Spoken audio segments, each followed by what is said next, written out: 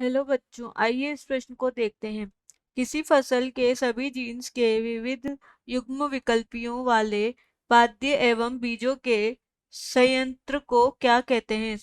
विकल्प हैं हमारे। विकल्प ए जनन द्रव्य, विकल्प बी जीन लाइब्रेरी, विकल्प सी जीनोम, विकल्प डी है हमारा हर्बेरियम। आइए इस प्रश्न की मुख्य अवधारणा देखते हैं।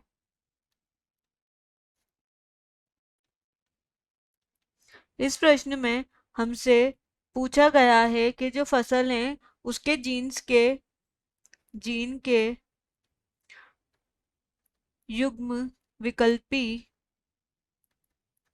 जो होते हैं उनके बीजों के विकल्पी के बीजों के यंत्र को क्या कहते हैं।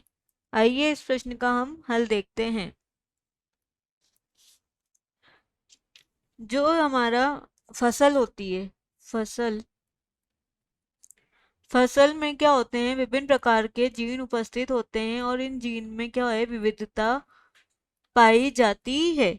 जैसे हम बात करते हैं, किसी भी फसल है, कोई भी फसल है, उसके जो जीन हैं उसके विभिन्न विभिन्न जो युग्म विकल्पी होते हैं, युग्म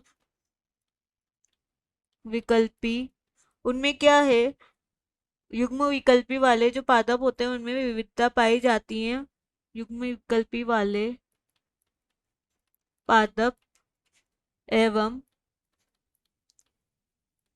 बीजों के जो संग्रह है, यहाँ पे भी हम सही कर लेते हैं, बीजों के संग्रह को हम बोलते हैं जनन द्रव्य। इसमें क्या है, पादप के जो विभिन्न भाग होते हैं, युग्म विकल्पी होते हैं और बीजों के संग्रह को हम जनन द्रव्य कहते हैं। पादप जो होते हैं हमारे, पादप हेतु जनन द्रव्य का जो एकत्रीकरण या हम भंडारण करते हैं, बीजों के संग्रह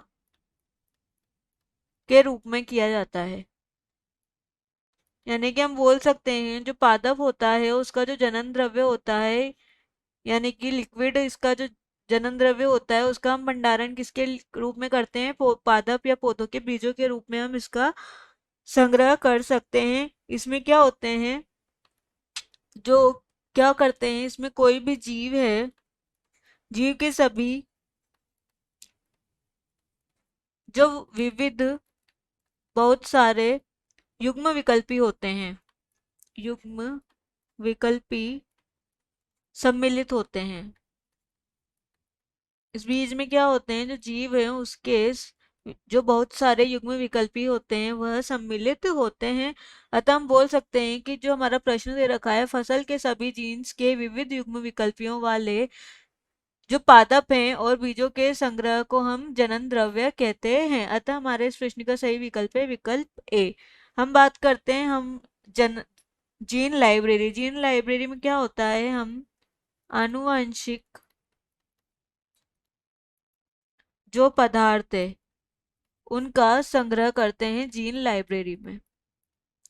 जीनोम, जीनोम हमारा क्या होता है, जीनोम में क्या करते हैं, हम जीन के जो डीएनए होते हैं, विद्यमान डीएनए में जो उपस्थित जीन का अनुक्रम,